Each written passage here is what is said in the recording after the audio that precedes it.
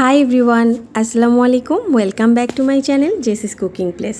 উত্তরবঙ্গের খুবই জনপ্রিয় একটা রেসিপি কচু পাতার ডাল। আর আজকে আমি কিভাবে খুব সহজেই এই কচু পাতার ডালটা তৈরি করতে হয় সেই রেসিপিটাই আপনাদের সাথে শেয়ার করব।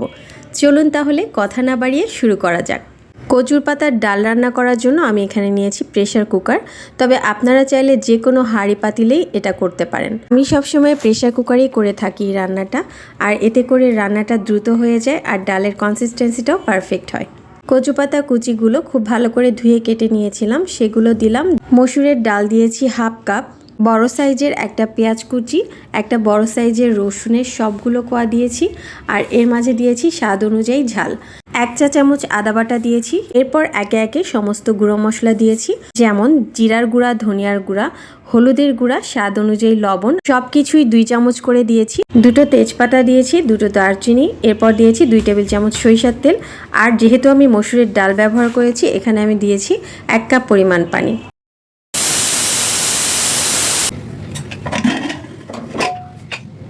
চুলায় বসিয়ে দিয়ে লো হিটে 10 মিনিট আমি জাল করে নিয়েছি। এই যে দেখতে পাচ্ছেন, জাস্ট একটা সিটি উঠেছে। একটা সিটি ওঠার সাথেই কিন্তু আমি বন্ধ করে দিয়েছি। দেখতেই পাচ্ছেন ডাল সহ কচুর পাতা কিন্তু একদম সফট হয়ে গেছে। এখন আমি একটা ডাল ঘুটনির সাহায্যে এই সব কিছু খুব ভালোভাবে ঘুটে নিব। এতে করে খুবই সুন্দর একটা কনসিস্টেন্সিটা আসবে। যে কারণে আমি প্রেশার কুকারে রান্নাটা করি, এতে করে কোনো রকম লাম্পস থাকে না, একদম সফট মিহি হয়ে যায়। এই যে দেখেন, আমি একটু দেখাচ্ছি, সম্পূর্ণ মিহি হয়ে গেছে। নর্মাল কোনো হাঁড়ি পাতিলে করলে কিন্তু এতটা মিহি হয় না, যে কারণে আমি প্রেশার কুকারেই রান্নাটা করতে বেশি পছন্দ করি। এরপর আমি অ্যাড করেছি গরম পানি। ডালের কনসিস্টেন্সিটা কীরকম রাখবেন তার উপরে নির্ভর করে আপনারা পানিটা অ্যাড করবেন। এর মাঝে চেক করে নেবেন যে ঝাল আর লবণটা ঠিক আছে কিনা। কচু শাক যেহেতু একটু গলায় ধরে, সেজন্য চেষ্টা করবেন একটু বেশি করে রসুন, কাঁচামরিচ আর সরিষার তেল দিতে।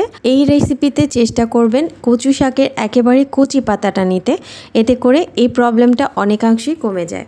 ডালটা কিন্তু বলক চলে এসেছে, আর এই যে দেখতে পাচ্ছেন ডালের কনসিস্টেন্সি আমি যেরকম রাখি। আপনারা যদি আরও কিছুটা ঘন রাখতে চান তাহলে আরও কিছুক্ষণ জাল করে নিলেই ঘন হয়ে যাবে। তো ফাইনালি আমার ডালটা 90% রান্না হয়ে গেছে। এখন চলে যাচ্ছি পরবর্তী স্টেপে। এখন আমি একটা বাগার দিব।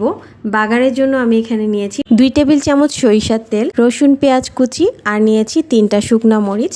এবার আলতো হাতে খুব ভালোভাবে পেঁয়াজগুলোকে ব্রাউন কালার করে ভেজে নিব।